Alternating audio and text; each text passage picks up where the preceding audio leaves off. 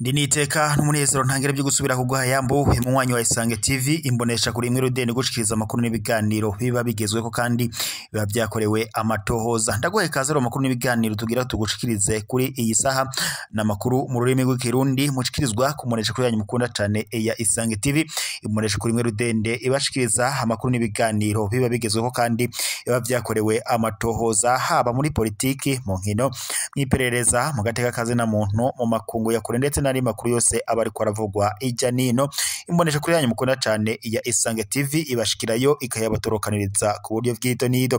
Ndaguhaye kaza ro makuru n'ibiganiro tugira tugushikirize kuri iyi saha.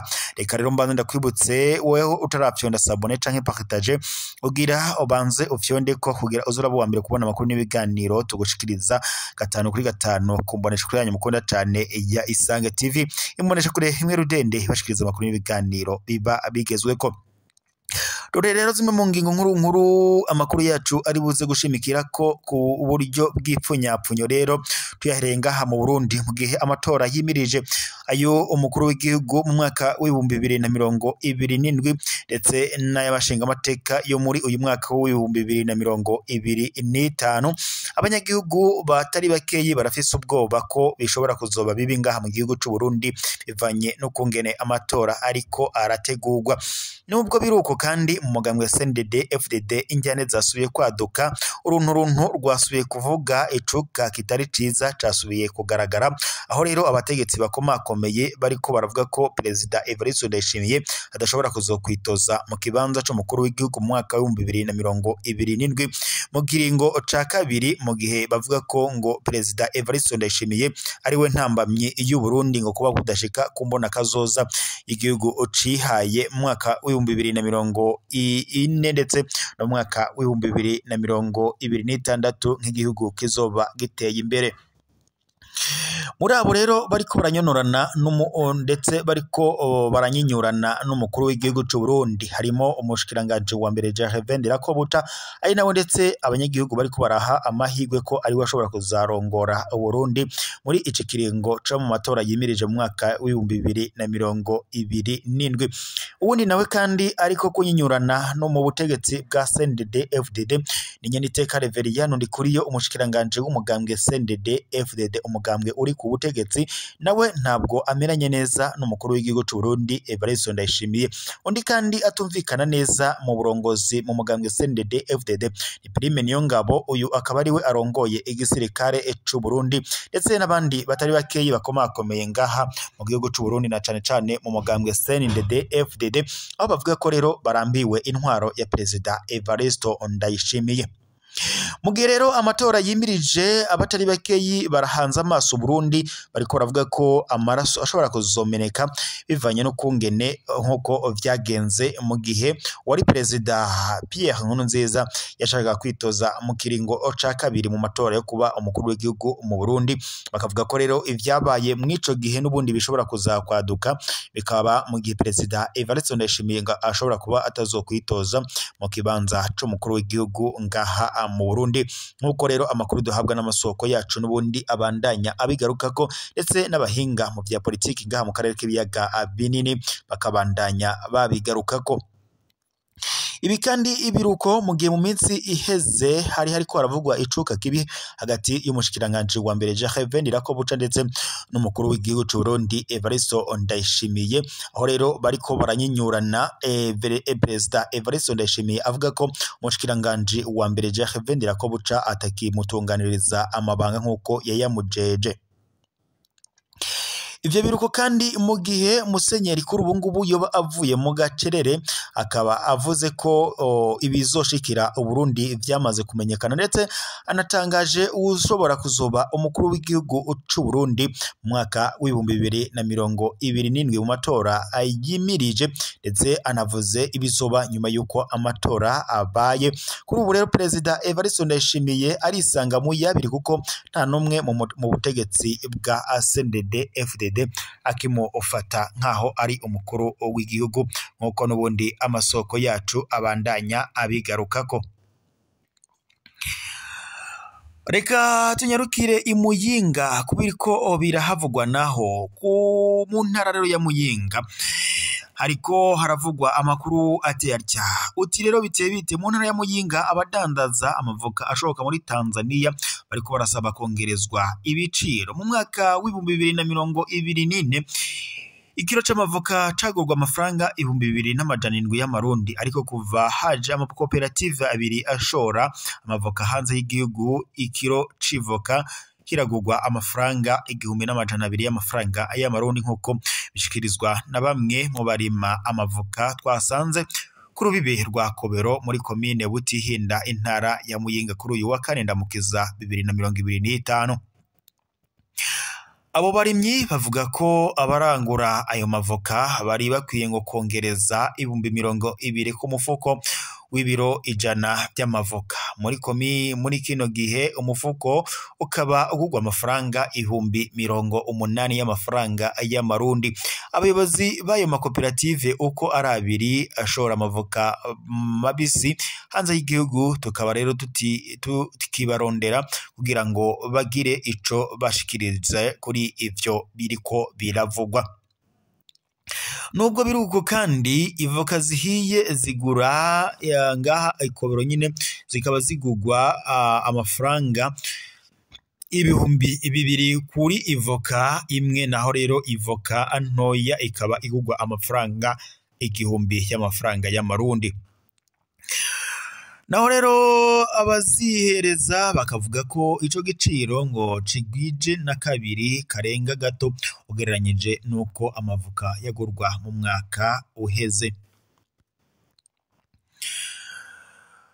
Reka tunyarukire mu yandi makuru kandi nubundi ariko aravugwa ngaha mu Burundi turabire mu ntara ya Bururi. Mu ntara ya Bururi ubu abankenyezi bariko barashima bakavuga ko ngo ubu batagisegerereza ngo barakora kandi ngo n'abana babo bakiga. Ibi rero byashikirijwe n'abakenyezi babasangwa butaka bo muri komine Mugamba aho bavuga ko gukorera hamwe kuja mu mashira hamwe vyatumye ngo bamenya gukora bakareka gutega amashi mu mazone ya Vyuya ndetse na Mwumba. Abakenyezi baho barashima ko uyu munsi bashobora ngo kwikorera imigambi bakarimira hamwe ngo bagahana ingurane maze ngo bakikenura. Nayo abakenyezi babasangwa butaka bakavyungukiramwo ngo kuko ngo nabo badasigara inyuma ngo nkuko bavyivugira. Uyu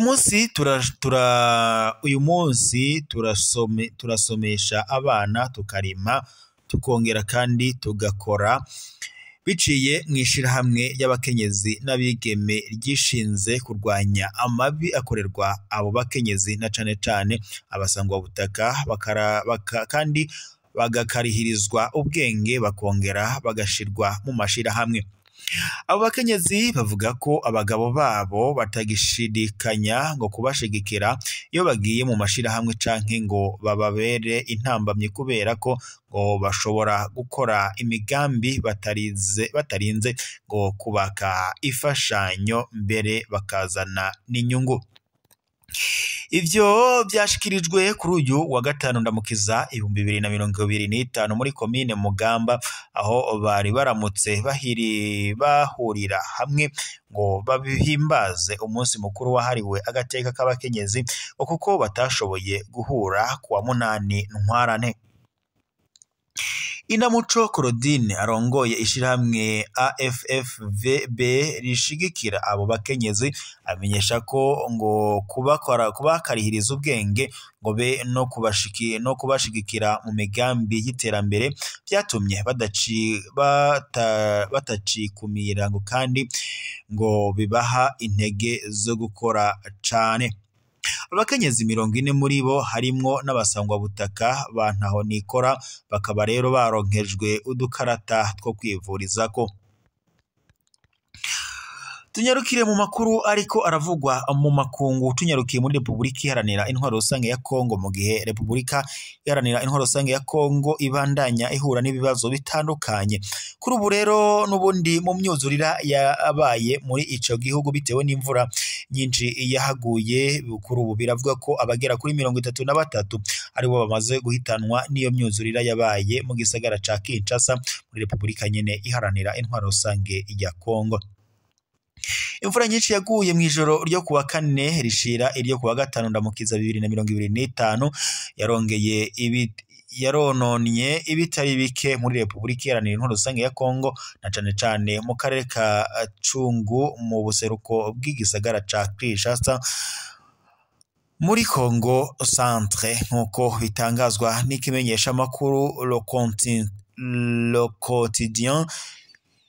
Ibiharuro bimaze kwerekana ko abantu 33 bamaze guhitanwa n'imyuzurira ikinshasa. Iyo myuzurira kandi yatumye haba ibura ry'amazi mu mpera z'iyindwi turangije mu bice bimwe bimwe kubera ihinguriro rya Regideso ryahitwa Njiri ryasambutse. Nayo ikimenyesha makuru Congo Nouveau kimenyesha ko n'uruja n'uruza rwahungabanye mu mabarabara Boulevard Lumumba na Kinshasa Matadi. Ivyo rero ngo bikaba vyatumye imiryango ibura uko ishingura ababo bahitanywe n'iyo myuzurira. Bamwe mu batavuga rumwe n'ubutegetsi bwa Repubulika Iharanira Intwaro Rusange ya Kongo, na cane cane ubutegetsi bwa Antoine Félix Tshisekedi Tshilombo, baranegura ingene leta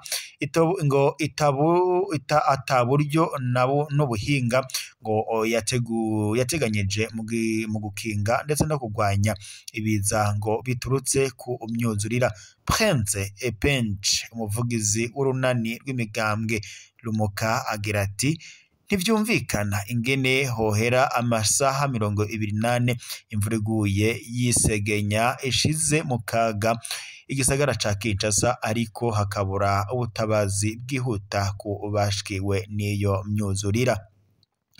Nayo mushikiranganje mu vyajejwe harimwo gutunganya ibisata Crispin Mubadu asaba abanyagihugu kwirinda kubaka mu kajagari mu kubahiriza indinganizo yo gutunganya ibisagara. Ikigo c'abanditsi b'ibimenyesha makuru ca Kongo catangaje ko abajejwe intwaro bamenyesheje ku mugoroba wo kuri uyu w'Imana igenekerezo rya 6 ndamukiza 2025 ko imodoka za gisirikare zahavuye zifasha mu kunguruza abashikiwe n'iyo myuzurira mu gisagara ca Kinshasa, bakaba kandi babimurira mu ntara ya Kongo yo hagati ahahoze haba abanonotsi mu nkino z'igihugu bikoresha ururimi rw'igifaransa.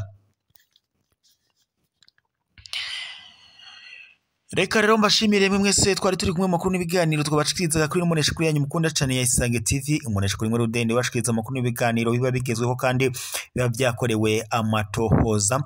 Reka mbabare ko amakuru yacu tuyasozere ngaha kwi iyi saha, tuza gusubira amakuru araza kuba agezwe ko gusa. Reka dutere yambu mwe mwese mwadukurikiraga muri mu mihinga itandukanye igize igihugu cacu cyo Burundi, abari mu bisagara bitandukanye, amazona atandukanye, uducimbire dutandukanye, intara zitandukanye bigize igihugu cacu cyo Burundi. Mwe mwese turabateye yambu, nitwo kwibagira kandi abadukurikira bari mu bihugu bibanye nk'u Rwanda, Repubulika Iharanira Intwaro Rusange ya Kongo, Uganda, Tanzania, Mozambique, Zimbabwe ndetse n'ibindi bihugu byose vyo ngaha hakurya y'amazi manini mu makungu ya kure.